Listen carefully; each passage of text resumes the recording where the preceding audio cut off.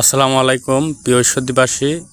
আমি এই মুহূর্তে আছি তালতলা মোড় থেকে রেলগেট যাওয়ার যে রাস্তায় সেই রাস্তাতে। তো এই রাস্তার যে বেহাল দশা, এই বেহাল দশা দেখে বোঝা যাচ্ছে যে কোনো গর্ভবতী মা যদি এই রাস্তা দিয়ে নিয়ে যাওয়া হয় তো সে যে কোনো ধরনের দুর্ঘটনার কবলে পড়তে পারে।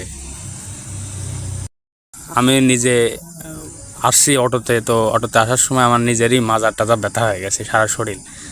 তো আমি ঈশ্বরদীর বর্তমান যে পৌরসভার দায়িত্বরত ইউনো সাহেব আছে, তো ইউনো সাহেবকে রিকোয়েস্ট করব যে এই রাস্তাটা মানে বর্ষার আগে অন্তত পক্ষে মেরামতটা করে দেয়, যাতে মানুষ রাস্তায় চলাচলের যে দুর্ভোগ সেই দুর্ভোগটা একটু হলেও কমতি হবে। আর রেলগেটে তো আমাদের প্রিয় রেলগেটে তো চিরচেনা সেই জায়গা যেখানে আজীবনের এক বিপদ মানে গলার কাটা আমাদের গলায় আটকে আছে।